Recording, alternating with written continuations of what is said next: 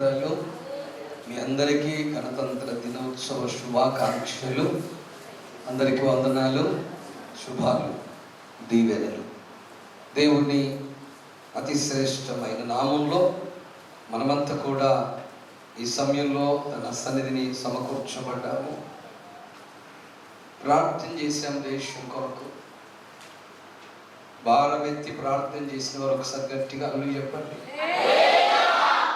అందరితో పాటు మేము కలిసి ప్రార్థన చేసాం అంతే అంటూ చెప్పండి. హల్లెలూయా. దేశం కొరకు ప్రార్థన చేయడం మన బాధ్యత. ఏంటంటే అది మన బాధ్యత. ఎందుకంటే దేవుని వాక్యమే చెప్పింది మనతో, మీరు ఏ దేశంలోనైతే ఉన్నారో ఆ దేశ క్షేమం కొరకు ఏం చేయాలన్నాడు? ప్రార్థన చేయండి అన్నాడు. ఇప్పటిదాకా మనం ప్రార్థన చేసాం. హల్లెలూయా. మన ప్రార్థన పరలోకం విన్నది. ఆమేన్. హల్లెలూయా. ప్రార్థన విన్న దేవుడు తప్పకుండా తప్పకుండా తప్పకుండా దేశంలో నూతన కార్యాలు చేస్తాడు. హల్లెలూయా. బాగా అర్థం చేసుకోండి ఒక మాట. నీ ఆహారమును నీళ్ళ మీద పడవేయ. చాలా దినముల తర్వాత వెళ్ళి చూస్తే అది కనబడుతుంది అని. హల్లెలూయా. వ్యవసాయకుడు విత్తనం వేస్తాడు, మర్చిపోతాడు. కానీ విత్తనం మాత్రం మర్చిపోదు, నేను ఫలించాలి అని ఫలిస్తుంది.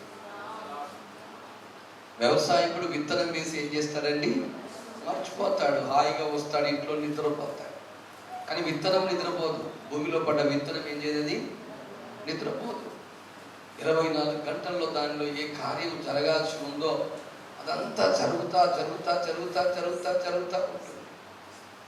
వ్యవసాయకునికి తెలియదు ఏం జరుగుతుందో. కానీ ఓ 3 రోజుల తర్వాత 4 రోజుల తర్వాత వెళ్ళి చూస్తే ఆ భూమిని చీల్చుకొని ఒక చక్కటి మొక్క బయటికి వచ్చి నిలబడుతుంది.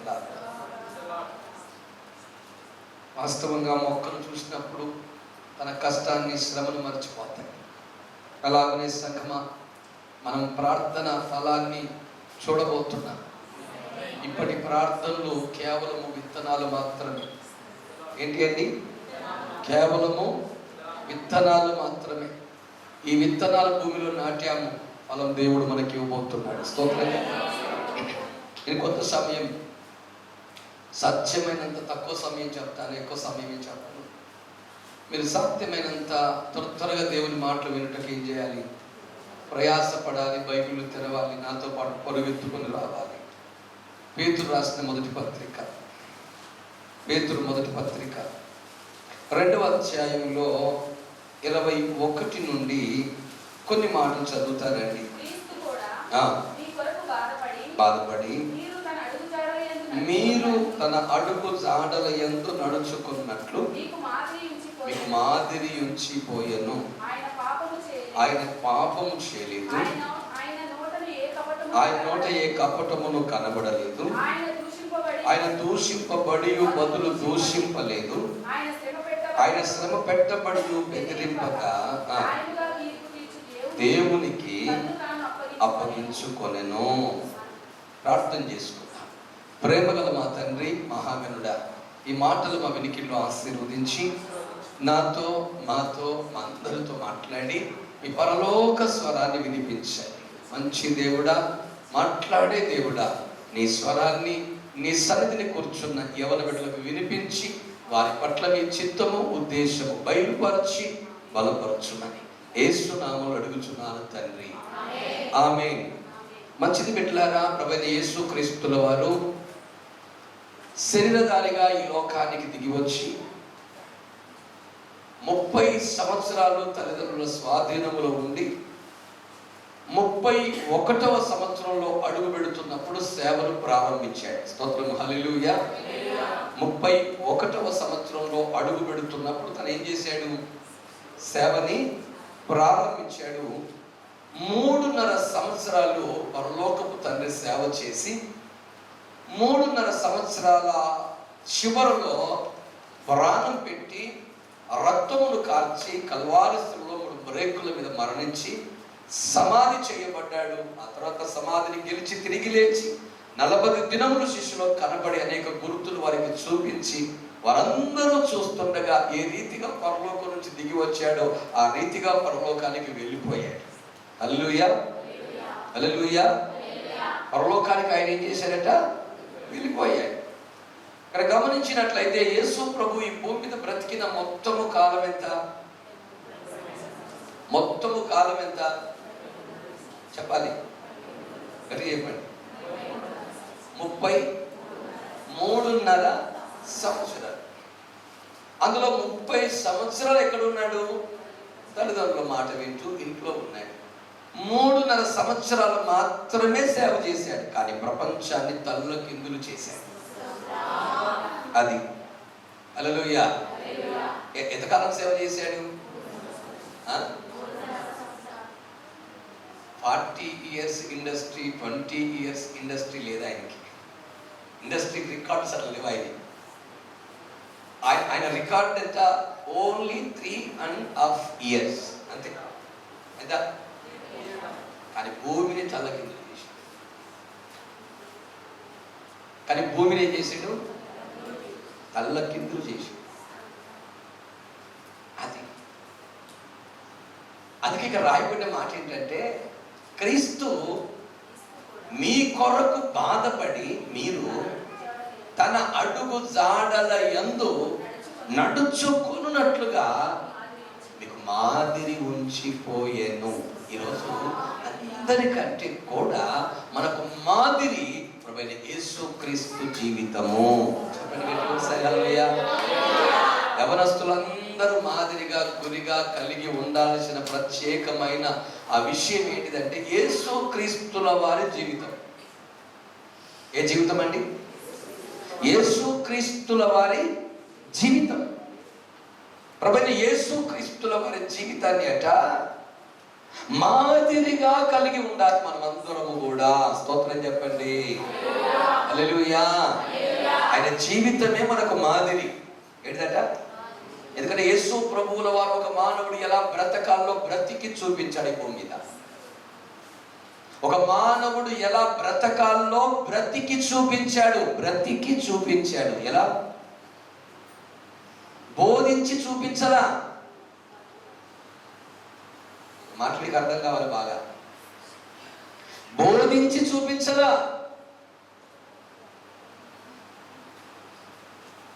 ఆయన బ్రతికి చూపించాడు. ఇలా బ్రతకాలి అని బ్రతికి చూపించాడు. హల్లెలూయా. యేసుక్రీస్తు జీవితం ఎందుకు మనకు అనుసరణీయము, ఎందుకు మనము అనుసరింప తగిన జీవితము అని అంటున్నానంటే, ఆయన బోధనలో కాదు, ఆయన జీవితంలో మనం చూద్దాం వెళ్ళి. స్తోత్రం, హల్లెలూయా. బోధలు కూడా ఉన్నాయి. ఆయన బోధించినట్టుగా ఎవరు బోధించలా, ఆయన మాట్లాడినట్టుగా ఎవరు మాట్లాడాలా. ఆయన బోధించిన మాటలు నేటికి ప్రపంచంలో ఎక్కడా వినబడవు. హల్లెలూయా. ప్రపంచంలో ఎన్నో మత గ్రంథాలు ఉన్నాయి. ఎన్నో ఎన్నో ఎన్నో ఎన్నో ఆ గొప్ప గొప్ప వ్యక్తులు రాసినటువంటి గ్రంథాలు కూడా ఉన్నాయి. ఏ గ్రంథములో చూడగాక బైబిల్ గ్రంథంలో ఉన్న మాటలు మీకు కనబడవు. స్తోత్రం చెప్పండి. ఎంతో మంది ప్రపంచంలో గొప్ప గొప్ప మేధావులుగా, ఖ్యాతి నొందిన వారిగా, పేరు పొందిన వారిగా, వక్తలుగా, జ్ఞానులుగా, కవులుగా, విప్లవకారులుగా ఇలా ఎన్నో పేర్లు పొందారు. హల్లెలూయా. ఆ దినాలనట స్వతంత్రము రాకముందనే స్వతంత్ర ఉద్యమం జరుగుతున్న కాలంలో సుభాష్ చంద్రబోస్ గారు మాట్లాడుతూ ఉంటే యవనస్తుల రక్తము మరిగేదట లోపల. ఇప్పుడు దేశం కొరకు చచ్చిపోవాలి అన్నంత ఆ ఒక ఉద్రేకం వచ్చిందట వారి లోపల. అంత ఘాటుగా మాట్లాడేవాడట ఆయన. స్తోత్రం, హల్లెలూయా. కానీ ఒక మాట చెప్తున్నా, అంత మాట్లాడిన ఆయన మాటల కంటే కూడా యేసుక్రీస్తు మాటల్లో పవర్, శక్తి. హల్లెలూయా, హల్లెలూయా. అందుకే ప్రియమైన దేవుని బిడ్డలారా, ఈ రోజు నేను ఒక మంచి మాట చెబుతున్నాను. యేసుక్రీస్తుల వారి జీవితం యవనస్తులుగా ఉన్న మనకి ఒక మాదిరికరమైనది. స్తోత్రం చెప్పండి. ఆ కింది మాటలు చదువుతూ ఉంటే కొన్ని మాటలు రాయబడి, ప్రాముఖ్యమైన విషయాలు చెప్తాను, కొన్ని మాటలు రాయబడి అక్కడ. అలాగే చదువుతారండి. ఫస్ట్ ఆఫ్ ఆల్ ఆయన పాపము చేయలేదు. ఆయన ఏం చేయలేదట? 33.5 సంవత్సరాల జీవిత కాలాన్ని గమనించి చూసినప్పుడు ఆయన ఏం చేయలేదట? 33.5 సంవత్సరాల భూమి మీద బ్రతికాడు కదా. ఈ భూమి మీద బ్రతికిన 33.5 సంవత్సరాల కాలం అంతటిని గమనిస్తే ఆయన చేయనిది ఏంటిది అంటే పాపం. ఏంటంట? ఆయన చెయ్యనిది స్పష్టంగా రాయబడింది, ఆయన పాపము చెయ్యలేదు. హల్లెలూయా. ఏం చేయలేదంట? ఆయన పాపము. చెప్పండి, నీ జీవిత గమనంలో లేకపోతే నీ జీవిత ప్రయాణంలో నీ గురించి చెప్పాల్సి వచ్చినప్పుడు ఆయన పాపము చేయలేదు అని ప్రభువును గురించి చెప్పినట్లుగా చెప్పగలిగిన జీవితము నీకు రావాలి. అది చప్పట్లు కొట్టాడు ఒకసారి. ఏ జీవితం రావాలి?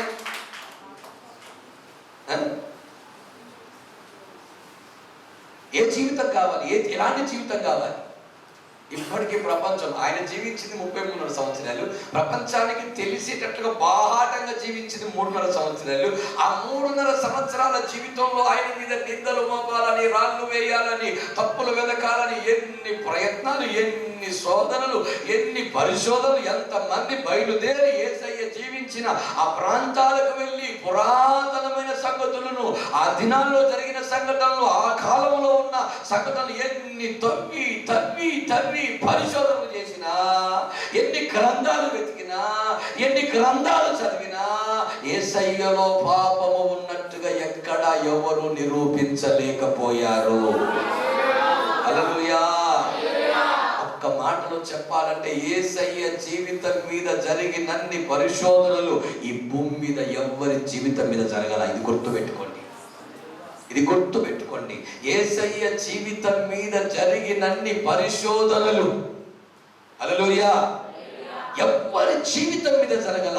అంత గొప్ప స్థితిని కలిగిన ప్రభువు తన జీవితంలో చెయ్యనిది ఏంటయ్యా అంటే పాపం. రోషం కలగాలి మాట విన్నప్పుడు. హల్లెలూయా. యవనస్తుడా, ప్రభు నీతో మాట్లాడుతున్నాడు. నీకు రోషం కలగాలి మాట విన్నప్పుడు. ఆయన జీవితం అంతా వెతికి వెతికి వెతికి వెతికి వెతికి వెతికి చూశారండి. గ్రంథాలు రాశారండి ఆయన జీవితం కొరకు. అబద్ధాన్ని నిజమని నమ్మిద్దామని కూడా గ్రంథాలు రాశారు. హల్లెలూయా. ఆయన ఇక్కడ పుట్టాడంటే, ఇక్కడికి వచ్చాడంటే, ఇక్కడ ఉన్నాడంటే. యేసుక్రీస్తు ప్రభు 12 సంవత్సరాలప్పుడు కనబెడతాడు, మళ్ళీ 30 సంవత్సరాలు కనబడతాడు. మిగతా కాలం ఎంత? 18 సంవత్సరాలు. ఎంతండి మిగతా కాలం ఎంత? 18. ఈ 18 సంవత్సరాలు ఎక్కడ పోయాడు, ఎక్కడున్నాడు, ఏం చేశాడు, ఎక్కడ తిరిగాడు, ఎలా ఉన్నాడు, ఎక్కడున్నాడు? ఒకడు అంటాడు పాకిస్తాన్కి వచ్చాడు, ఒకడు వచ్చాడు ఇండియాకి వచ్చాడు, ఒకడు వచ్చాడు ఇంకేది ఎవరికి దోషులు వాడు చెప్పుకుని ఎన్ని ప్రచారాలు జరుగుతున్నాయో. ఆయన ఎక్కడికి పోయి బైబిల్ చెప్తాంది, తల్లిదండ్రుల ఆధీనంలో ఉన్నాడు, వడ్రంగి పని చేస్తా ఉన్నాడు. స్తోత్రం చెప్పండి. ఆయన ఎక్కడికి పోలే, ఏ దేశం పోలే, ఏ ప్రాంతం పోలే, ఏ ప్రదేశం పోలే. ఆయన ఎక్కడో జ్ఞానం నేర్చుకోలే, బుద్ధి నేర్చుకోలే, వివేకం నేర్చుకో. ఆయన నడపగల బోధకుడు ఎవరు లేదు ఇక్కడ భూమి మీద. ఆయన పరమ గురువు, ఆయన గురువులకే గురువు. హల్లెలూయా. ఆయనకు నేర్పే అంతటి జ్ఞానం ఈ భూమి మీద ఎవరు లేదు. క్లియర్గా చెప్తున్నా. ఎందుకంటే ఆయన బోధలు నేటికి ప్రపంచాన్ని ప్రభావితం చేస్తున్నాయి. ఆయన మాటలు నేటికి ప్రపంచానికి అంతు చిక్కట్లేదు. ఈ మాటలు ప్రపంచంలో ఒక మానవుడు చేయడం సాధ్యమవ్వట్లేదు. ప్రపంచ జ్ఞానులే యేసుక్రీస్తు కొండ మీద చేసిన ఆ బోధించిన ఆ మాటలని ఎంతో క్షుణ్ణంగా పరిశీలన చేశాడు. ఒక మానవుడికి అసాధ్యమని మీద పాటించడం అన్నారు. హల్లెలూయా. కొండ యేసుప్రభు చేసిన ప్రసంగం ఉంది కదా, ఇప్పటికీ అది పెద్ద రికార్డు. యేసుక్రీస్తు కొండ మీద చేసిన ప్రసంగం ఇప్పటికీ ప్రపంచంలో పెద్ద రికార్డు. అది ఆ మాటలే ప్రపంచాన్ని కదిలించాయి. అందులో ఒకే ఒక్క మాట. ఏం మాట అంటే ఈ చంపిలో కొడితే ఈ చంపి చూపించు అన్న మాట భారతదేశానికి ఏం తీసుకొచ్చింది తెలుసా? స్వాతంత్రాన్ని తీసుకొచ్చింది.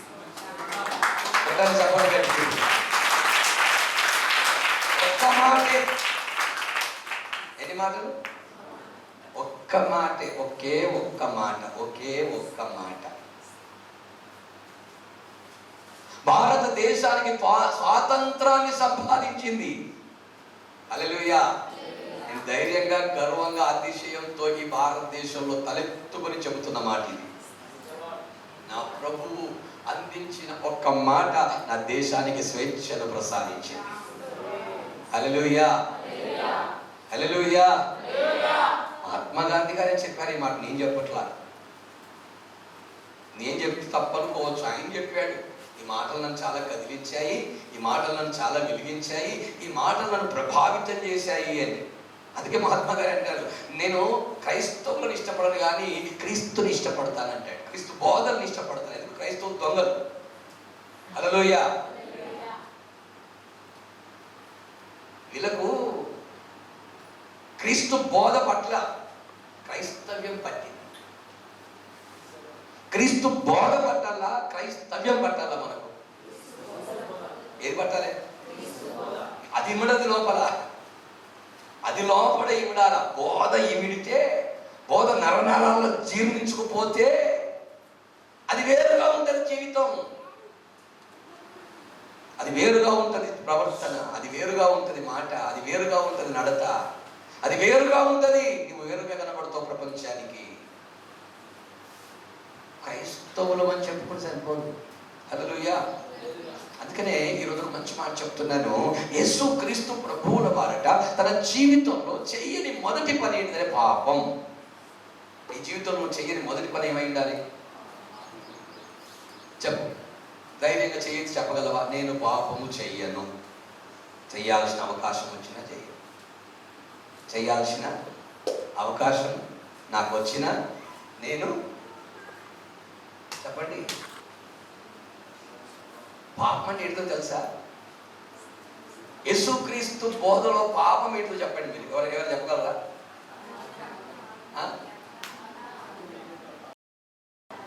ఆజ్ఞాతిక్రమం పాపం. ఇంకా ఓకే, ఆజ్ఞాతిక్రమం పాపం కాదనట్లేదు. ఇంకా బైబిల్లో ఏమని రాయబడిందంటే, ప్రభు చెప్పిన మాట ఏంటంటే,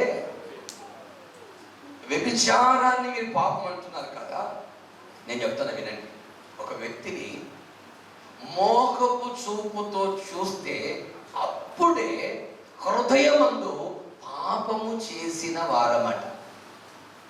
ఇది యవనస్తులకు బాగా పట్టాలి. ఈ మాట యవనస్తులకు బాగా పట్టాలి. ఒక వ్యక్తిని మోహపు చూపుతో చూస్తే ఏం చేసినట్టు? అది అప్పుడే. ఎప్పుడండి? వీళ్ళందరూ ఇప్పుడు ఏమంటారు తెలుసా? మేము ప్రేమించుకుంటున్నాం, మేము ప్రేమించుకుంటున్నాం, మేము ప్రేమించుకుంటున్నాం. బైబిల్ ఏమంటారు దాన్ని? బైబిల్ ఏమంటారు దాన్ని? చెప్పండి బిడ్డ, బైబిల్ ఏం చెప్తారు దాన్ని? మోహపు చూపుతో చూస్తేనే, చెప్పండి, అది పాపము అంటుంది. మనం చూపేదో చెప్పి ఆ ప్రేమ అంటాను. సరే, బాగానే ఉంది, కానీ ఆ ప్రేమలో ఏ చూపు ఉంది? ఏ చూపుతో నువ్వు ప్రేమిస్తున్నావు? ఏ చూపు కలిగి ప్రేమిస్తున్నావు? ఏ చూపుతో నువ్వు చూస్తున్నావు? జాగ్రత్త. యేసయ్య జీవితం అంతా వెతికితే పాపము లేదు. పాపము లేదు. యేసు ప్రభు పాదాలు కడిగిన స్త్రీ పేరు ఏంటి చెప్పండి? పాపాత్మురాలంటే లైసెన్స్ పెట్టుకున్న పాపం చేయడానికి ఊర్లో. నీకు మొత్తం ఓపెన్గా చెప్తున్నాను నీ మాట. ఎందుకంటే మీరు యవనస్తులు కాబట్టి చెప్తాను. జీవితంలో మీకు గుణపాఠాలుగా మారాలని చెప్తాడు. ఆమెతో పాపం చేయని పురుషుడు ఎవరు లేడు ఊర్లో. అంత నీచురాలు, అంత దుర్మార్గురాలు, అంతటి భ్రష్టురాలు, జీవితాన్ని నాశనం చేసుకున్న ఒక యవనస్తురాలు. ముస్లిం అనుకుంటున్నారా మీరు? ఆమె యవనస్తురాలు నాశనం చేసుకుంది, జీవితాన్ని పతనం చేసుకుంది. యవన ప్రాయంలో జీవితం అంతా భయంకరంగా నష్టపరుచుకుంది.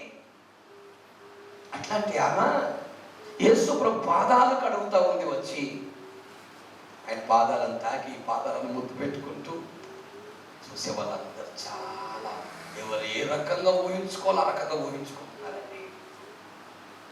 సీమోను అంతరంగంలో ఏమనుకుంటున్నాడు? పాపాత్మురాలు కదా, పదాలు ముందు పెట్టుకుంటుంది. యేసుప్రభుకి ఇంత అర్థం కావట్లేదా? ఆమె పాపాత్మురాలు కానీ ఈయన పరిశుద్ధుడు. ఈయన పరిశుద్ధత ఆమె పాపాన్ని కడిగింది, కానీ ఆమె పాపం ఈయన పరిశుద్ధతను నష్టపరచాలి. ఎంత చెప్పండి ఇప్పుడు.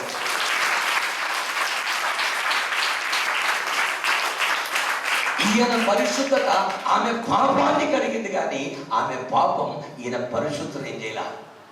అది క్రైస్తవుడికి ఉండాల్సిన ముఖ్యమైన లక్షణం. నీ పరిశుద్ధత వాళ్ళ పాపాన్ని తీసేయాలి, కానీ వారి పాపం నీ పరిశుద్ధతను ఏం చేయకూడదు. నేను క్లియర్గా చెప్తున్నా అందరికీ, ప్రేమ అనేది దేవుని దృష్టికి పాపము. ఏంటిది? అలాంటి ఉద్దేశంతో ఎవరు యవనస్తులు వచ్చినా మనం సంఘంలోకి వెళ్ళగొడతారు, కానీ ఆ పని మాత్రం చేయాలి. స్ట్రిక్ట్గా చెప్తుంది మాట నేను అందరికీ. స్తోత్రం చెప్పండి గట్టిగా వస్తాయి. హల్లెలూయా, హల్లెలూయా, హల్లెలూయా, హల్లెలూయా. చెప్పండి గట్టిగా. ఇప్పుడు చెప్పాలి మీరు గట్టిగా, చెప్పాలి మీరు గట్టిగా. దయచేసి ప్రియమైన సంగమా, దేవుని బిడ్డలారా, యేసు క్రీస్తు ప్రభువుల వారిని గురించి రాయబడిన సరి అయిన మాట ఏంటిదంటే, ఆయన పాపము చేయలా. అది నీకు గట్సు రావాలట, నీకు ఆ ధైర్యం రావాలా, నీకు ఆ మంట కలగాల, నీకు ఆ వైరాగ్యం పుట్టాలా. ఏది ఏమైనా నా జీవితం ద్వారా చిన్న పాపము జరగడానికి వీల్లేదు. యేసు ప్రభుల వారు, సమరయ స్త్రీ ఉంది కదా, సమరయ పట్టణంలో ఉన్న స్త్రీ, శిష్యులందరూ ఎక్కడికి వెళ్ళిపోయారండి? ఆహారం కొరకు గ్రామంలోకి వెళ్ళిపోయారు. యేసు ప్రభు ఒక్కడే ఉన్నాడు అక్కడ. ఆయనతో పాటు ఎవరు ఉన్నారు? ఈ సమరయ స్త్రీ ఎవరు? మళ్ళా ఇంతకు ముందు యేసు ప్రభు చెప్పాడు, నీకు 4 పెనిమిటిలు ఉండిరి. హల్లెలూయా. ఇప్పుడు ఉన్నవాడు నీ పెనిమిటి కాడు. పెనిమిటి కానివాడు ఆమెతో ఉన్నాడు అంటే వాడెవడో మీరు చెప్పండి, ఈమెవరో మీరు చెప్పండి. హల్లెలూయా. అలాంటి ఆమె యేసుప్రభు ఒంటరిగా ఉన్నప్పుడు ఆమె ఒంటరిగా మాట్లాడుతుంది ఆయనతో. అది హల్లెలూయా. ఇప్పుడు కావాలి దమ్ము. ఏం కావాలా? ఇప్పుడు కావాలా దమ్ము. స్తోత్రం చెప్పండి. అది నా యేసయ్య అంటే. ఎవరు మారింది? యేసయ్య మారిందా? పాపాత్మురాలు మారిందా? చెప్పండి చెప్పండి. వీళ్ళందరూ ఇలా వచ్చేసరికి యేసుప్రభు ఒక్కడే ఆయనతో మాట్లాడుతున్నాడు. వచ్చిన 12 మందికి ఎన్ని ఆలోచనలు వచ్చినాయి, అన్ని ఆలోచనలు వచ్చేసినాయి. అప్పటికి నీతో మాట్లాడతాను ఏంటి, ఇవెవరు, ఎన్నో వచ్చినాయి ఆలోచనలు వచ్చినాయి.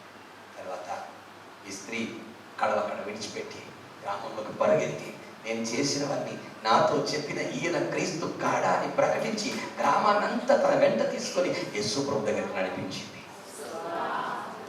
ఇదిగో ఈయన మెస్సయ్య అని చూపించింది వాళ్ళకి. వాళ్ళందరూ అంటున్నారు, అయ్యా ఈమె చెప్పిన మాట మాత్రమే కాదు, మేము కూడా తెలుసుకున్నాం నువ్వు మెస్సయ్యవని అని చెప్పాను. శిష్యులు ఆశ్చర్యపోతున్నారు. యేసు ప్రభువుతో మాట్లాడింది ఈమె జీవితాన్ని మార్చడానికా, ఈమె బ్రతుకును మార్చడానికా? మాకు అర్థం కాలేదే. ఒక్కడే ఉన్నాడు. చిల్లర మాటలు మాట్లాడలా, పనికి మళ్ళీ మాటలు మాట్లాడలా, వ్యర్థమైన మాటలు మాట్లాడలా. ఒక్కడే ఉన్నా ఆమె జీవితాన్ని మార్చే మాటలు మాట్లాడాడు. ఆయనలో ఉన్న పరిశుద్ధత ఆమెను తాకితే ఆమె జీవితమే మారిపోయిందండి. ఒక మంచి మాట చెప్తున్నా, నీలో ఉన్న పరిశుద్ధతే ఇతరులకు తాకాలి, కానీ వారిలో ఉన్న పాపం నేను తాకదు. ఏమంటావు? నిలబడదామా? ధైర్యం లేదా? అట్లెందుకయ్యా మొత్తం పూసుకుంటాం, ఏటు మొత్తం పూసుకుంటాం, ఎక్కడికి పోతే అక్కడికి. ఊసలు వెళ్ళి ఏ చెట్టు మీద పోతే ఆ చెట్టు మీద ఏం చెప్తుంది చెప్పండి. మందిరంలో కొత్త ఒక ఊసలు వెళ్ళి చెట్టు మీదకి పోతే మరొక అవసరం వెళ్ళి, రోడ్డు మీదకి వస్తే మరొక అవసరం వెళ్ళి. స్తోత్రం చెప్పండి. అది ఒకటే. కానీ మందిరంలో పోతే తెల్లగా మారిపోద్ది. ఎందుకంటే ఇక్కడ తెల్లబట్టి తీసుకొని ఉంటుంది కదా ఎక్కువ. ఈ రంగులోకి వచ్చాయి. చెట్టు మీద పోగానే చెట్టు మీద ఎట్లుంటుంది అని అంతగా పచ్చగా ఉంటుంది. ఎలా మారిపోద్ది? అది పచ్చగా మారిపోద్ది. రోడ్డు మీదకి వస్తే నల్లగా మారిపోద్ది. ఎందుకు మారిపోతుంది? రోడ్డు నల్లగా ఉంటుంది కనుక. ఎక్కడికి పోతే అక్కడికి ఏ రంగు పడితే ఆ రంగు మార్చుకొని ఎంత కాలం బ్రతుకుతావు? ఒక్కసారి నీ బ్రతుకును ఆలోచించు. ఒక్కసారి నీ జీవితాన్ని ఆలోచించు. ప్రభువు కొరకు మండే జీవితం నీకు ఇంకెప్పుడు వస్తుంది?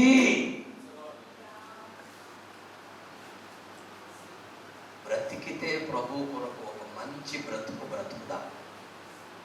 హల్లెలూయా. క్రీస్తుని అవమానపరచకండి. క్రీస్తుని ఏం చేయకండి. క్రీస్తుని ఏం చేయకండి. దయచేసి యవనస్తులారా, 2 చేతులెత్తి మీకు దండం పెట్టి చెప్తున్నా, ప్రభువును అవమానపరచకండి. ప్రభువును అవమానపరచకండి. ప్రభువును అవమానపరచకండి. మీ జీవితం ద్వారా దేవునికి మహిమ రావాలే తప్ప ఎన్నడూ దూషణ రాకూడదు. వీళ్ళ దేవుని బిడ్డలు అనే మాట రాకూడదు. వీళ్ళ ప్రభువును అంగీకరించిన వాళ్ళు అని రాకూడదు. వీళ్ళ యేసుక్రీస్తు నమ్ముకున్న వాళ్ళు అని చెప్పకూడదు. అలాంటి పరిస్థితి నీ జీవితంలో నీకు రాకుండానట్లుగా నువ్వు ఎంత తగ్గించుకోవాల్సి వస్తే అంత తగ్గించుకో. ఎంత క్రమశిక్షణగా ఉండాల్సి ఉంటే అంత క్రమశిక్షణగా ఉండు. క్రైస్తవునికి క్రమశిక్షణ అవసరం. పాపములో పడకుండా ఒక క్రమశిక్షణ కలిగిన వ్యక్తిగా ప్రభు కొరకు బ్రతకడం అవసరం. అవసరం నీకు. ఇది నీకు అవసరం అని ప్రభు చెబుతున్నాడు. అది అవసరం నీకు ఈరోజు. ప్రభు కొరకు బ్రతకండి. రెండో మాట చెప్తా, టైం ఎక్కువ లేదు. చదువు అక్కడే. ఆయన నోట కపటం అంటే ఏంటి చెప్పండి? కపటం అనే మాటకు అర్థం ఏంటి చెప్పండి? లోపల ఒకటి, బయట ఒకటి. లోపల ఒక రకంగా ఉంటుంది, బయట ఇంకో రకంగా ఉంటుంది. యేసు ప్రభు లోపల బయట ఒకే రకంగా ఉన్నాడు. యేసు ప్రభు లోపల ఎలా ఉన్నాడు, బయటకు అలాగే ఉన్నాడు. బయటికి ఎలా ఉన్నాడు? నువ్వు లోపల ఎలా ఉన్నావో బయటకు అలాగే ఉండు, బయట ఎలా ఉన్నావో లోపల అలాగే ఉండు. లోపల బయట నీ రూపం ఒకటే ఉండాలి. హల్లెలూయా. లోపల బయట నీ రూపం. మా తల్లు పైకి ఎత్తండి, అది చూస్తూ వినండి వాక్యం. లోపల బయట నువ్వు ఎలా ఉండాలి?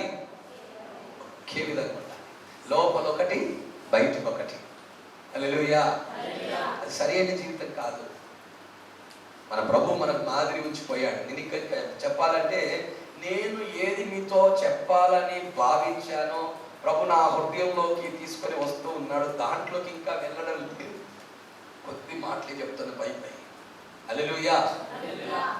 బాగా అర్థం చేసుకోండి. ఆయనలో ఏం లేదండి, కపటం లేదు. ఆయన ఎప్పుడు ఎలా ఉన్నాడు అంటే, ఒంటరిగా ఉన్నప్పుడు ఎలా ఉన్నాడో, అందరితో ఉన్నప్పుడు అలాగే ఉన్నాడు. విశ్వాసులతో ఉన్నప్పుడు ఎలాగ ఉన్నాడో, లోకంలో ఉన్నప్పుడు అలాగే ఉన్నాడు. సమరయ స్త్రీతో ఎలాగో, శిష్యులతో ఉన్నప్పుడు ఎలా ఉన్నాడో, సమరయ స్త్రీతో ఉన్నప్పుడు కూడా అలాగే ఉన్నాడు ఆయన. స్తోత్రం చెప్పండి. అక్కడోలాగా, ఇక్కడోలాగా, అక్కడోలాగా, ఇక్కడోలాగా రూపానికి మార్చుకున్నట్టుగా లేడు ఆయన. ఆయనలో కపటము అనేది కొంచెము కూడా లేదు. ఇంకా ఆయన దూషించబడి బదులు దూషించాలి.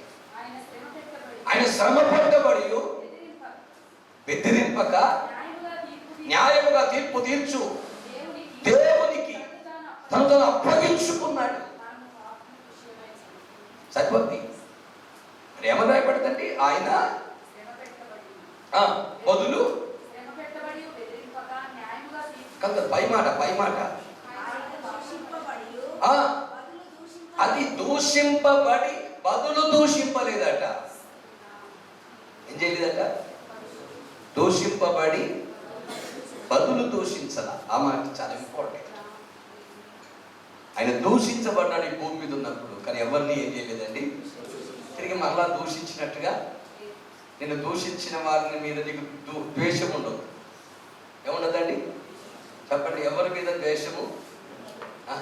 యవనస్తులారా, మీరందరూ ప్రభు సన్నిధిలో ఉన్నారు. మీరందరూ ఒకరితో ఒకరు సమాధానంగా ఉన్నారా?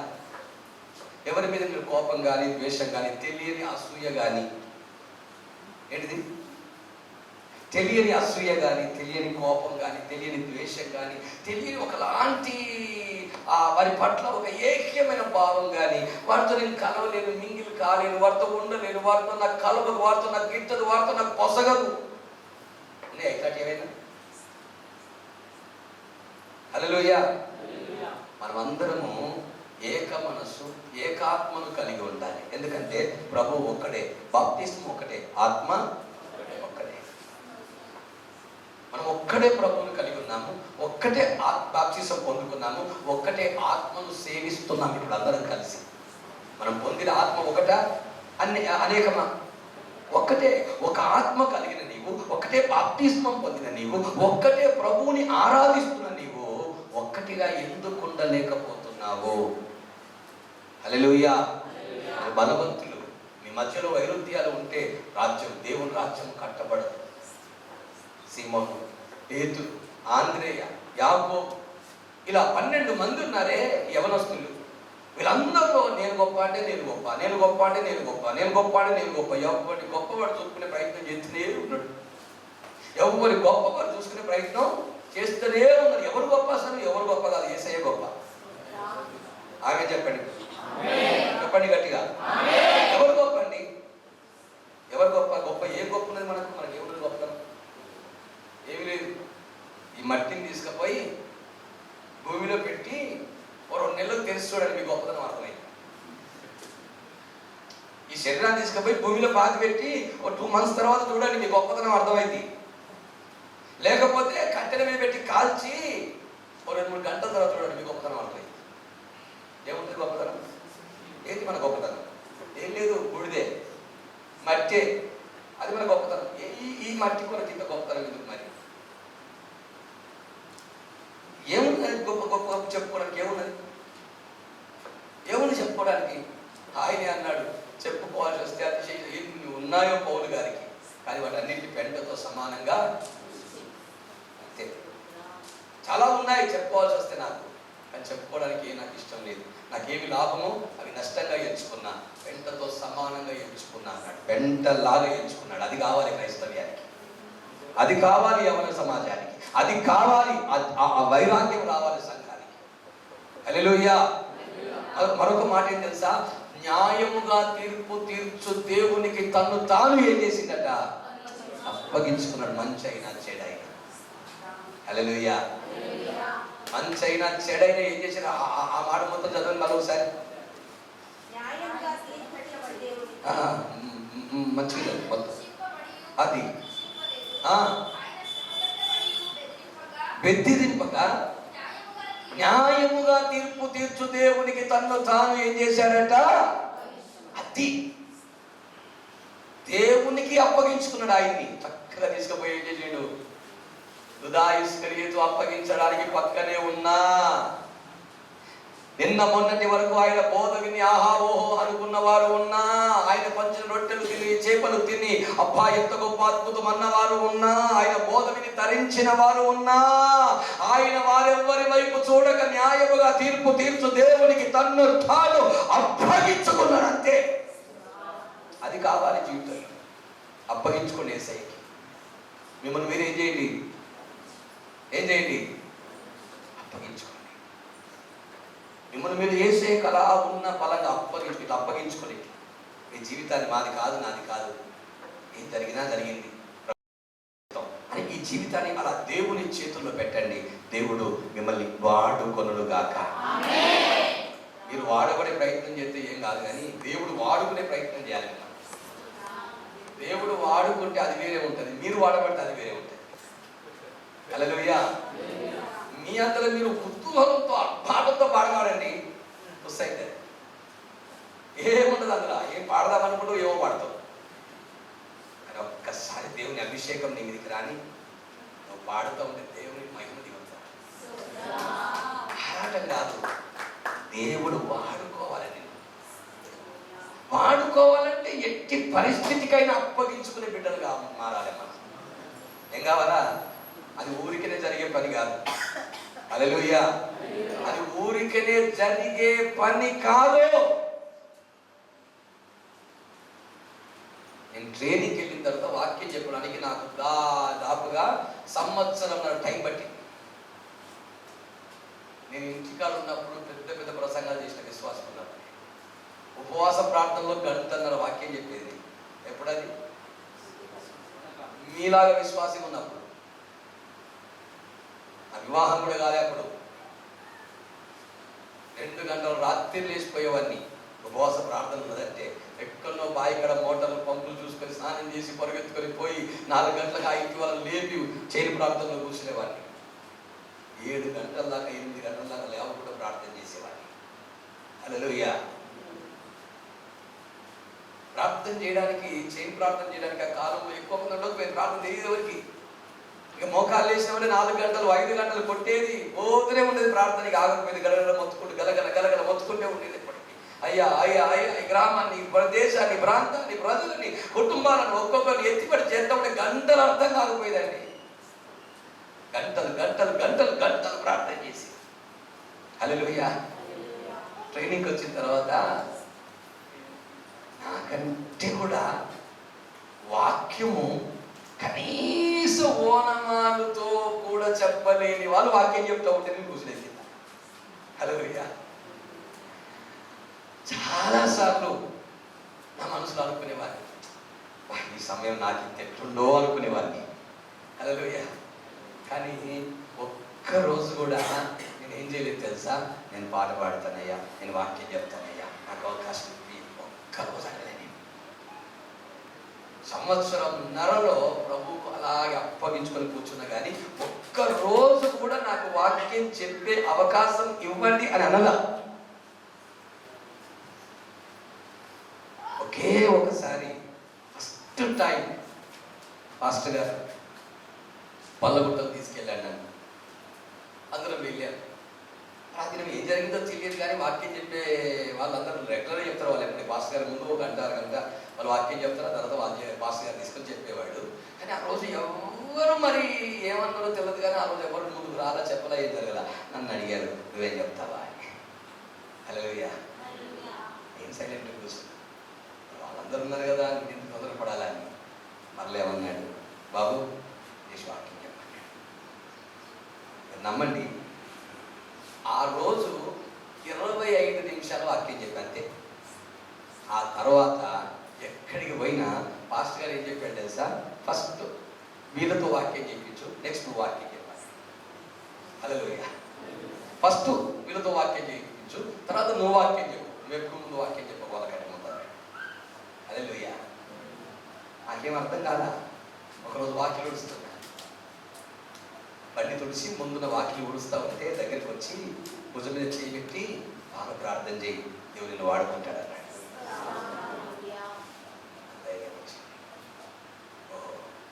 అది నేను చెప్పిన వాక్యం పాస్టర్ గారికి ఎంతో కొంత నచ్చింది.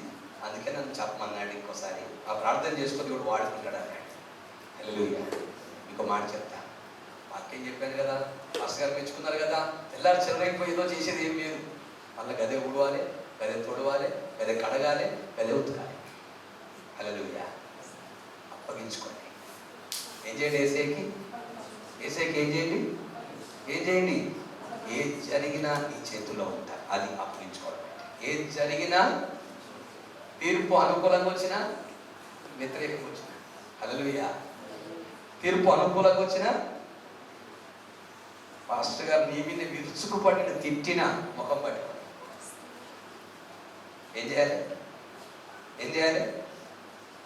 పాస్టర్ గారు తిట్టినాక మళ్ళీ ఏం చేయాలి? ఇక్కడ అడ్రస్సే కానీ ఉండదు. పాస్టర్ గారు 1 రోజులు దాకా అవసరమైతే ఇంకో సంఘానికైనా షిఫ్ట్ అవ్వాలి. హల్లెలూయా. షిఫ్టింగ్ సిస్టమ్ అనే పెట్టుకోవాలి. లేకపోతే షిఫ్టింగా లిఫ్టింగ్ వచ్చి పైకి వెళ్ళిపోతాం. స్తోత్రం చెప్పండి. దయచేసి పెట్టారా, అప్పగించుకోండి యేసయ్యకి. ఏం చేయండి? నేను నా బ్యాచ్లో నేను పడినన్ని తిట్లు ఎవరు వల్ల? మా బ్యాచ్లో నేను పడినన్ని తిట్లు ఎవరు వల్ల? ఇంకో మాట చెప్తాను, మా బ్యాచ్లో దేవుడు నన్ను దీవించినంతగా ఎవరిని దీవించాల, ఇది కూడా చెప్పాలి. ఎందుకంటే ఆ మాట నేను చెప్పకపోతే అన్యాయం అయిపోతుంది. ఎందుకంటే దేవునికి మహిమ రావాలి, నాకు కాదు, ఘనత కాదు. దేవునికి ఏం రావాలా? మహిమ రావాలి. నేను తిట్లబడ్డట్టుగా ఎవరు తిట్లబడాల, నేను దీవించబడ్డట్టుగా ఎవరు దీవించబడాలి. హల్లెలూయా. ఇది అతిశయంతో ఘనతతో చెప్తున్నాను. నా హృదయంలో ఉన్నటువంటి ఆ అతి ఆనందాన్ని బట్టి చెప్తుంది మాట మీకు. నేను ఎందుకు చెప్తుంది మాట అంటే, మంచి అయినా చెడైనా దేవునికి అప్పగించుకున్నాను. ఒకరోజు రాత్రి 11 గంటలకు వచ్చి మీకు ఎవ్వరికి తెలియదు నా జీవితంలో ఉన్న సమస్య, అనుభవాలు. మడికొండ దగ్గర మోరి ఉంటుంది, క్రాస్ అయ్యి మనం అడిపోతాం. ఎటు కొనూరు, ఆ రోడ్డు పోతుంది, ఇట్లా కొనూరు ఆ సైడ్ పోతుంది రోడ్డు, అదంతా ఇట్లా క్రాస్ అయ్యి వెళ్ళిపోతుంది. ఆ గేట్ దగ్గర నుంచి వెళ్ళిపోతుంది లోపల. ఆ మోరి మీద 11 గంటల నుంచి 5 గంటల దాకా పడుకున్నా. చలి పెడతాం, జనవరి మాసం. కనీసం కప్పుకోవడానికి చిన్న బెడ్షీట్ లేదు. గడగడ వణుకుతూ కాళ్ళు కడుపులో పెట్టుకొని ఆ రాత్రి అంతా గడిపాడు. నేను ఎందుకు అక్కడ ఉన్నాను అనే సంగతి చెప్తే పట్టుకోలేదు. హల్లెలూయా. నేను ఎందుకు అక్కడ ఉన్నాను అనే సంగతి తట్టుకోలేదు. 11 గంటల రాత్రి నన్ను వెలువట్టారు. అలాని కడికి వెళ్ళు, అలాని కడ ఉండు. రాత్రి ఏంటంటే ఇప్పుడు కాదని చెప్పేది, 20 ఏళ్ల క్రితం సంగతి చెప్తున్నాను. కడుపులో కాళ్ళు పెట్టుకొని పడుకున్నా రాత్రి గడగడ పడుతుంది. నేను ఎందుకు ఈ మాట చెప్తున్నానంటే, నా జీవితంలో ఇన్ని పరిస్థితులు వచ్చినా యేసయ్యకి అప్పగించుకున్నాను. అలా అప్పగించుకున్నందుకే ఇలా మిమ్మల్ని నిలబడి, లేకపోతే నాకు ఈ జీవితం లేదు. లాస్ట్ 2 మాటలు చెప్పి ముగించేస్తాను. ప్రియమైన దేవుని బిడ్డలారా, యేసయ్య జీవితం అంతా ప్రార్థన. ఏముందండి ఎక్కువ? ఆయన పెందలకడ ప్రార్థన చేశాడు, రాత్రంతా ప్రార్థన చేశాడు. గెత్సెమనే తోటకు వెళ్ళి ప్రార్థన చేశాడు. ఆయన కొండ శిఖరం ఎక్కి ప్రార్థన చేశాడు. ఆయన రూపాంతరం కొండ మీద ప్రార్థన చేశాడు. ఆయన అరణ్యంలోకి వెళ్ళి ప్రార్థన చేశాడు. ఆయన మరింత వేదన పడి ప్రార్థన చేశాడు. ఆయన ప్రార్థన చేస్తూ ఉంటే చెమట రక్తములాగా కారిపోయిందట భూమి మీద. ఒక మంచి మాట చెప్తున్నా, ఆయన జీవితమే మనకు మాదిరి. ఆయన జీవితం మనకేంటిది? ఇప్పుడు మీరు ప్రార్థన ఎంత చెయ్యడానికి అవకాశం ఉంది తెలుసా? మీకు ఏ భారాలు లేవు బిడ్డ, మీ మీద ఏ కాడి లేదు బిడ్డ, మీ మీద ఏ విధమైన భారం లేదు, కాడి. ఉదాహరణ చెప్తాను. మ్యారేజ్ అయ్యి పిల్లలు కలిగి సంఘాన్ని కలిగి ఇవన్నీ భారాలతో కూడినటువంటి మా మీద చాలా ఒత్తిళ్ళు ఉన్నాయి. సంఘ భారం ఉంది, కుటుంబ భారం ఉంది, స్వార్థ భారం ఉంది, సంఘంలో కుటుంబాలను గురించిన భారం ఉంది. ఏ కుటుంబానికి ఏ సమస్య వచ్చినా అది మాకు భారమే. హల్లెలూయా. ఏ కుటుంబంలో ఏ నష్టం కలిగినది మాకు భారమే, దుఃఖమే. ఆమె చాలా భారాలు ఉన్నాయి. ఇటు భారాలను బట్టి చాలా సార్లు మేము దేవుడి సన్నిధికి వేదనతో వెళ్తాం, ప్రార్థన చేస్తాం. కనుక ఒక మాట చెప్తుందండి, ఏ భారం లేకుండా ఫ్రీగా ఉన్నది ఎవరు చెప్పండి? మీ మీద ఏమైనా భారం ఉందా? ఫీజు కట్టాలా మీరేమన్నా? రెంట్ కట్టాలా మీరేమన్నా? నెక్స్ట్ మంత్ రైస్ ఏమైనా తక్కువైంది బాధ ఉందా? రైస్ తక్కువైన బాధ ఉందా ఏమన్నా? ఎవరికైనా ఉందా బాధ? రెంట్ కట్టాలి, ఫీజు కట్టాలి, అది కట్టాలి, ఇది కట్టాలి, రైస్ లేవు, ఇది లేదు, అది లేదు, ఇచ్చేది ఏ భారం లేకుండా ఉన్నారు కదా. మీరు ఎంత ప్రార్థన భారాన్ని మోయాలి చెప్పండి? ఎంత ప్రార్థన భారాన్ని మోయాలి? ఎంత ప్రార్థన కావాలి మీకు? దయచేసి యేసయ్య ఎంత ప్రార్థన చేశాడు, ఎంత ప్రార్థనా జీవితం యేసయ్యలో కనబడుతుందో దయచేసి పెట్టారా, గమనిస్తున్నారా? వీళ్ళందరినీ ప్రభు మాట్లాడుతున్నాడు. ప్రార్థన కొరకు మీరు పురికొల్పబడండి. ఏం చేయండి? ప్రార్థన కొరకు మీరు పురికొల్పబడండి, ప్రార్థన చేయండి. వైరాగ్యంతో ప్రార్థన చేయాలి.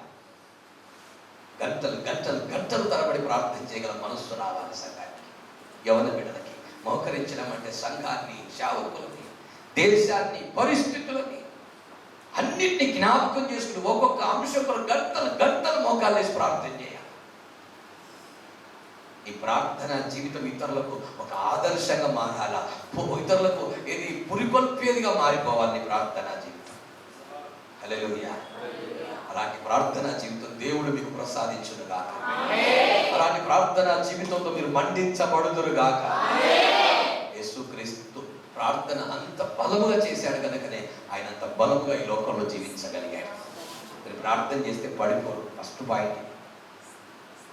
ప్రార్థన చేసేవాడు ఏం కాడు, ఎన్నటికీ పడిపోడు. పడిపోయిన వాడు ఏం చేయలేడు, ప్రార్థన చేయలేడు. హల్లెలూయా. పడిపోతే ప్రార్థన చేయలేవు, ప్రార్థన చేస్తే పడిపోవద్దు అనుకున్న ప్రతి ఒక్కరు ఏం చేయాలా, అది సంగతి. ఇది ఒక సీక్రెట్. మీకు ప్రార్థన చేసేవాడు ఎప్పుడూ పడిపోడు.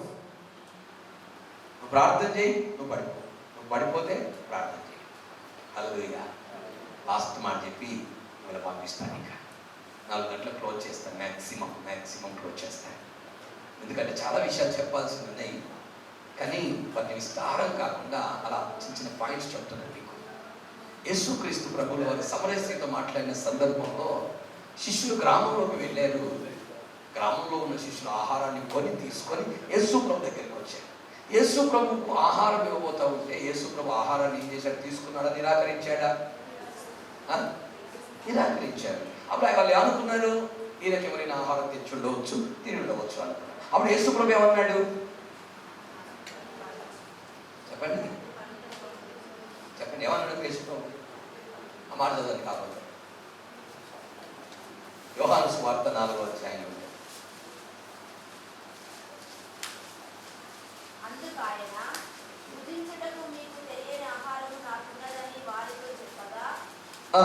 శిశువులు ఆయన భుజించుటకు ఎవడైనా ఏమైనా తెచ్చునేమో అని ఒకరితో ఒకరు చెప్పుకొనిరి. యేసు 32, 33 వాక్యాలు. యేసు వారిని చూచి ఈ మాట మీరు బాగా అర్థం చేసుకోవాలి. నన్ను పంపిన వాని చిత్తము నెరవేర్చుటయో ఆయన పని తుద ముట్టించుటయో నాకు ఆహారమై ఉన్నది. అది ఆయన పని చేయడమే నాకు భోజనము అన్నాడు. భోజనం చేశారా? ఇప్పుడు ఏం చేశారు? మిమ్మల్ని అడిగి వంట చేశారా? ఇప్పుడు అందరు తినడానికి ఏం చేశారు? వచ్చే మంత్ నుంచి చికెన్కి క్యాన్సర్ అని మామూలు పప్పుచారం చేయాలంటే మనం తినడానికి పెట్టుకోలేము మీటింగ్. హల్లెలూయా. ఇక్కడ ఏమని రాయబడింది? ఆయన పని ముగించుట. తుదముట్టించుట అంటే అర్థం ఏంటి? ముగించాలి. ఆయన పని చేసి ఆ పని ఏం చేయాలి? ముగించాలి. అదే నాకు ఆహారము అన్నాడు. ఆయన పని చేయాలి, పని ఏం చేయాలి? ముగించాలి. ఆయన పని ఏంటిదండి? దేవుని పని ఏంటిది? దేవుని పని, ఆయన పని. ఆయన పని ఏంటి చెప్పాలి మీరందరికీ. చెప్పాలి. ఏమీ లేదండి, ఆత్మలను సంపాదించుటే యేసయ్య పని. ఏం పని అండి? పని ఏంటి? ఆత్మలని. ఆయన సుకారు అనే గ్రామానికి వచ్చాడు అంటే ఏం పని? అక్కడ ఒక సమరయ స్త్రీ ఉంది, ఆమెను రక్షించాలి. ఆయన గెరసెనీయేలు దేశానికి వచ్చాడంటే ఏం పని? అక్కడ ఒక దయ్యం పట్టినవాడు ఉన్నాడు, వాడిని రక్షించాలి. ఆయన బెతేనియా గ్రామానికి వచ్చాడంటే ఏం పని? అక్కడ ఒక చచ్చిపోయిన వాడు ఉన్నాడు, వాడిని లేపాలి. ఆయన ఎరుకో పట్టణానికి వచ్చాడంటే ఏం పని? అక్కడ ఒక పాపాత్ముడు ఉన్నాడు, వాడిని ఏం చేయాలి? మార్చాలి. ఆయన పని. ఎవరి పని అది? ఆయన పని. ఈరోజు నీ పని ఏంటి? నీ పని ఏంటి? మీరు చేస్తున్న పని ఏంటిది? ఏముందండి? పొద్దుగా తింటాం, మొహం కడుకుంటాం, ఫుల్గా తింటాం, మళ్ళీ పడుకుంటాం, మళ్ళీ తింటాం, మళ్ళీ తింటాం, మళ్ళీ పడతాం. తినుడు పడుకుడు, తినుడు పడుకుడు, తినుడు పడుకు. ఇదే మా పని. ఆ పనిని తుదముట్టించుట నాకు. హల్లెలూయా. అనండి, అనండి. ఆ పనిని తుదముట్టించుట నాకు. ఆహా, అబ్బా, మీకు దండేసి దండం పెట్టాలి తెల్లాదేశం. హల్లెలూయా. యవనస్తులారా, ఒక మంచి సాక్ష్యం చెప్తా. జాన్ హార్పర్ అనే 16 సంవత్సరాల యవనస్తుడు ఉన్నాడు ఇంగ్లాండ్ దేశం. టైటానిక్ ఓడ ప్రయాణమే వెళ్తున్నప్పుడు ఆ ఓడలో ప్రయాణం చేసిన వాళ్ళు ఈయన ఒకడు. హల్లెలూయా. స్టోరీ అంతా చెప్పను, జరిగిన సంగతిని చెప్పి ముగించేస్తాను.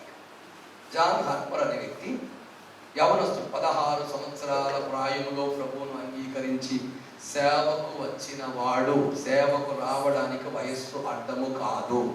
స్తోత్రం చెప్పండి. అనుభవం అసలే అవసరం లేదు. స్తోత్రం చెప్పండి. ఎక్స్పీరియన్స్ ఉంటేనే మా కంపెనీలో ఉద్యోగము ఇవ్వబడును అనే నియమ నిబంధనలు మాకు లేవు. స్తోత్రం చెప్పండి. హల్లెలూయా. మా కంపెనీలో ఎల్లవేళ అందరికి ద్వారా తెరవబడదు. ఎంతమంది చేరినా నో వేకెన్సీ అనే సమస్య రాదు. ఎంతమంది వచ్చినా విశాలమైన పని ఉన్నది, విశాలంగా పనిచేసే అవకాశం ఉంది, విశాలమైన పనిచేసే స్థలం కూడా ఉంది మాకు. స్తోత్రం చెప్పండి. మంచిది బిడ్డలారా. 16 సంవత్సరాల వయసులో ప్రభుని అంగీకరించి ప్రభు కొరకు ఒక మండుతున్న అనుభవాన్ని కలిగిన వాడే అనేక ఆత్మల సంపాదన చేయాలనే దృక్పథంతో సాగిపోతున్నాడు ఆ దేశంలో. అయితే జరిగిన సంఘటన మీ అందరూ తెలుసు.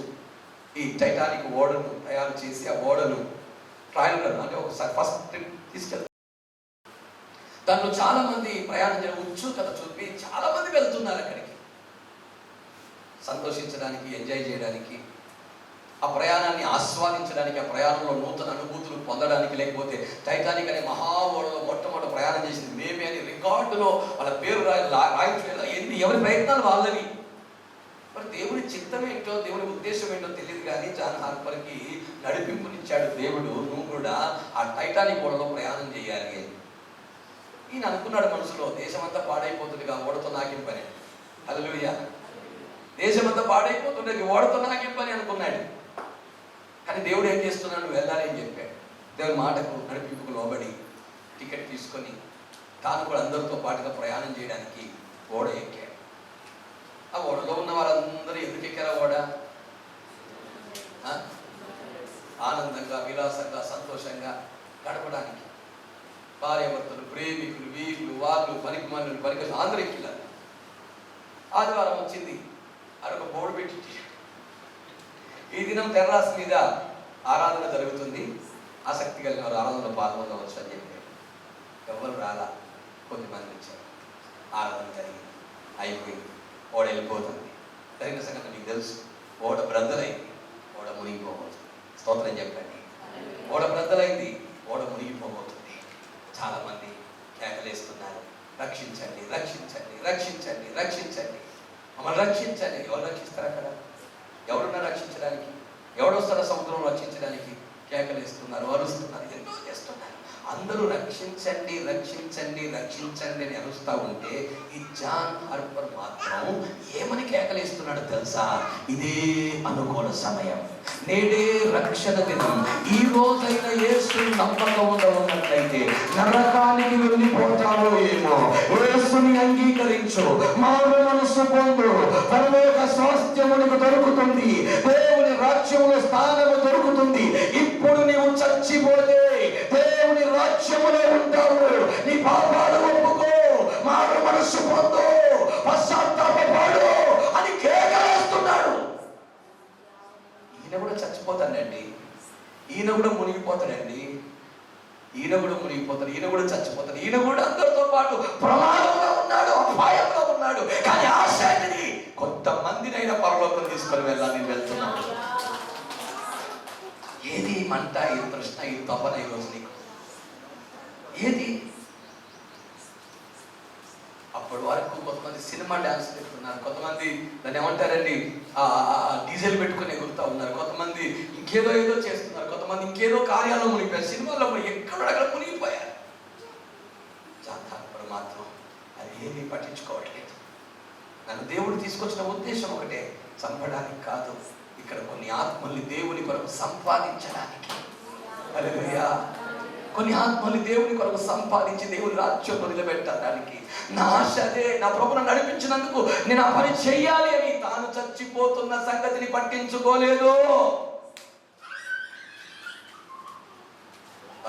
తను చచ్చిపోతున్న సంగతి, మునిగిపోతున్న సంగతి, తన జీవితం అంతమవుతున్నది. అప్పటికి చాలా చిన్న వయసు అండి, ఎంత వయసు అయినది? చాలా చిన్న వయసు అండి. ఇప్పుడే చావా నాకు అని అనుకోలేదు. ప్రభువా, ఇంత చిన్న వయసులో ఇంకా సేవ చేయాల్సిన వయసులో నన్ను ఇప్పుడే ముగిస్తావా? ఏది ఆలోచన లేదు అనేది. ఊళ్ళలోకి వచ్చినందుకు బాధపడాల, పశ్చాత్తాపడాల, అనవసరంగా వచ్చాను ఊళ్ళలోకి, ఎందుకు దేవుడిని తీసుకొచ్చాను, ఏది మాట్లాడలేదండి ఆయన. ఆయన ఒకటి కేకలిస్తున్నాడు, ఇదిగో నేడే రక్షణ దినం, ఇదే అనుకూల సమయం, యేసును అంగీకరించు, పాపాలు ఒప్పుకో, మారు మనసు పొందు, నేనున్నా ఇక్కడ, బాప్తిసం ఇస్తాను మీకు, రండి. ఆ దినం కూడా ఇంచుమించు ఓడలో ప్రయాణమైన వాళ్ళు కొన్ని వందల మందికి బాప్తిస్మం ఇచ్చాడు జాన్ హార్పర్.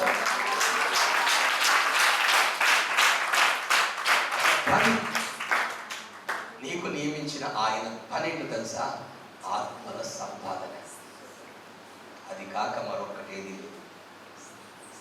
నువ్వు చేస్తున్నావు ఆ పని బ్రదర్.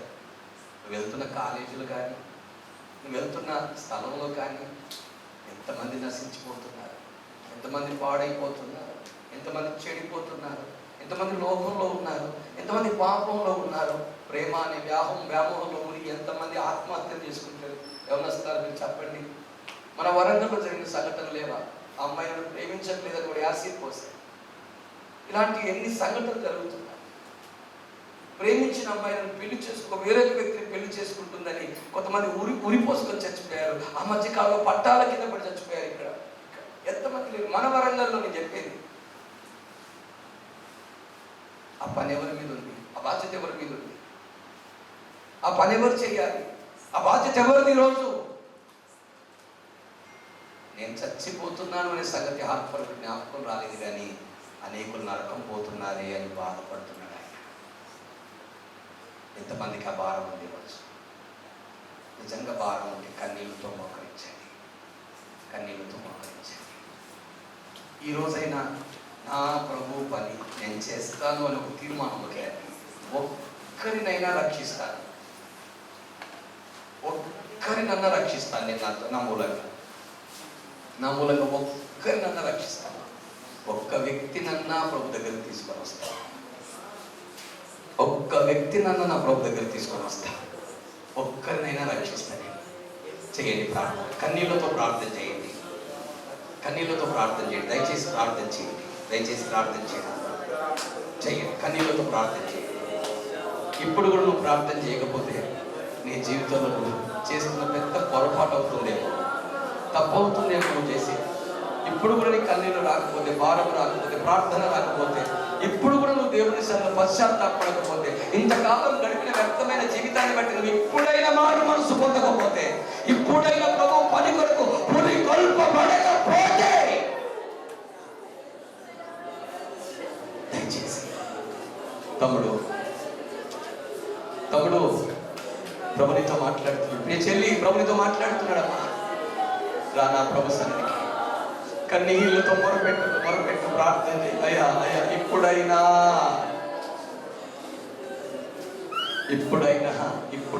ఈ రోజైనా నీ కొరకు నేను పనిచేస్తానయ్యా. ఏం చేశానయ్యా నీ కోసం, నీ బ్రతుకునిచ్చావని, ఏం మోసానయ్యా నీ కోసం, నన్ను చూశావని, ఒక్కరినైనా ఒక ఆత్మనైనా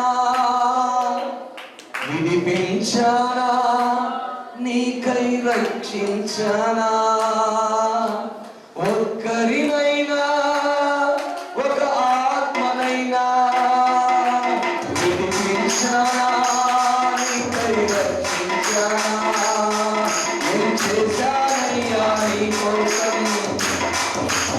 పాడాలి, అందరూ పాడాలి. ఏం చేశానయ్యా నీ కోసం, ఈ శావని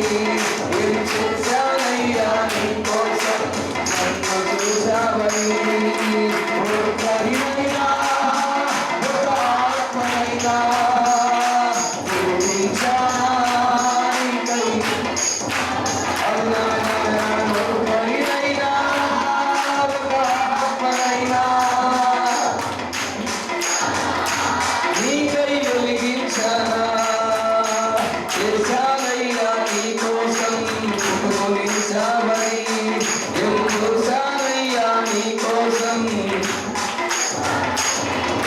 ప్రాణమిచ్చావయ్యా ముద్దునిచ్చావయ్యా మాటలిచ్చావయ్యా నాకు బ్రతుకునిచ్చావయ్యా ప్రాణమిచ్చావయ్యా ముద్దునిచ్చావయ్యా మాటలిచ్చావయ్యా నాకు బ్రతుకునిచ్చావయ్యా ఎన్ని ఇచ్చినా నిన్నే నేను కనపరిచానా నిన్నే గురించానా ఎన్ని ఇచ్చినా నిన్నే నేను కనపరిచానా నిన్నే గురించానా ఇప్పటికైనా నీ కోసం నే కష్టపడతానయ్యా ఇప్పటికైనా నీ కోసం నే కష్టపడతానయ్యా నాకున్నవన్నీ నీ పనిలో వాడవిస్తానయ్యా నాకున్నవన్నీ నీ పనిలో వాడవిస్తానయ్యా ఏం చేశానయ్యా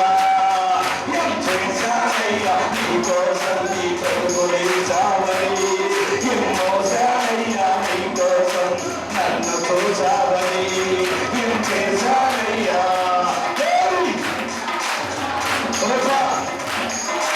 నీ కోసం నీ బ్రతుకునిచ్చావని ధనమునిచ్చావయ్యా ధనమునిచ్చావయ్యా శ్రద్ధనిచ్చావయ్యా పోషింపనిచ్చావయ్యా ధనమునిచ్చావయ్యా యేసు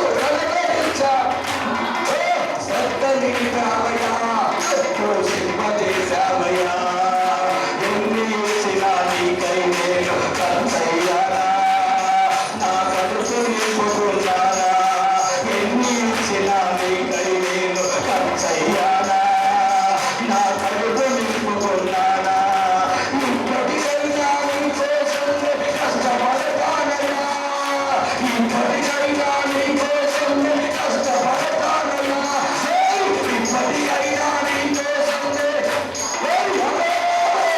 ఇప్పటికైనా నీ కోసం కష్టం నాకున్నవన్నీ నీ సన్నిధిలో ఆదరిస్తానయ్యా నాకున్నవన్నీ నీ పనిలో ఆదరిస్తానయ్యా నాకున్నవన్నీ నీ పనిలో ఆదరిస్తానయ్యా ఏం చేశానయ్యా నీ కోసం ఈ బ్రతుకునిచ్చావని ఏం మోసానయ్యా నీ కోసం నన్ను చూసావని ఏం చేశానయ్యా నీ కోసం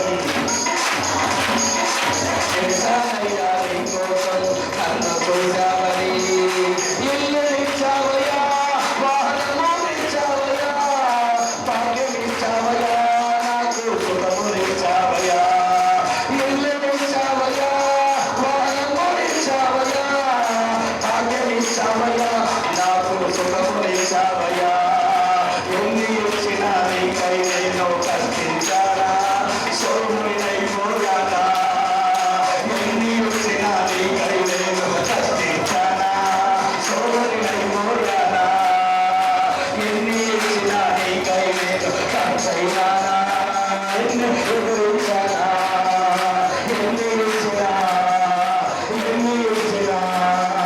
ఎన్ని ఇచ్చినా నీకై నేను ఖర్చయ్యానా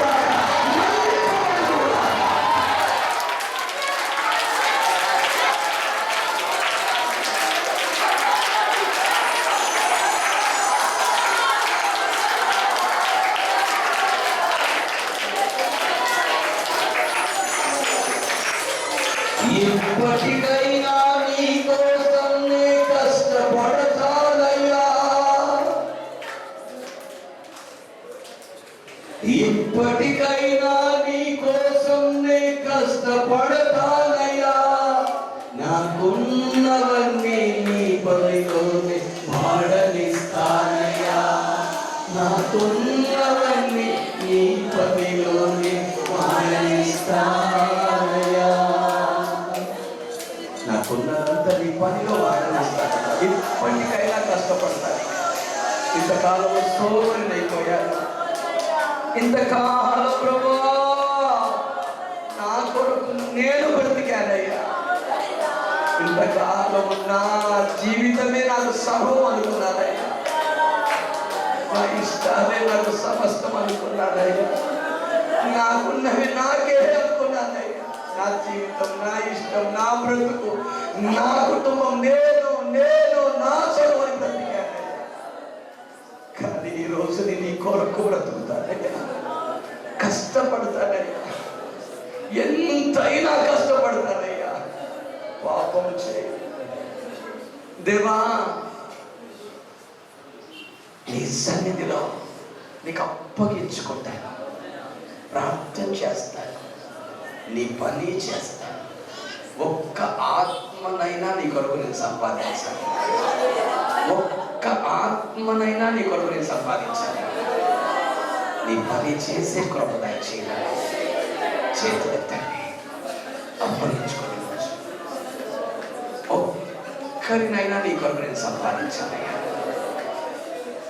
ఒక్కరినైనా సంపాదించాలి నీ కొరకు. నన్ను ఒక్కసారి బలపరచు. నేను చాలా తప్పులు చేశానయ్యా, చెయ్యకూడని పనులు చాలా నా ద్వారా జరిగాయి ప్రభు, నన్ను క్షమించు. నా జీవితం మార్చుకుంటాను, నా బ్రతుకును మార్చుకుంటాను, నీకు అప్పగించుకుంటాను. ఈ రోజు నుంచి నీ ఇష్టమే నా జీవితం అయి ఉండాలయ్యా, నీ ఇష్టమే నా జీవితం అయి ఉండాలయ్యా.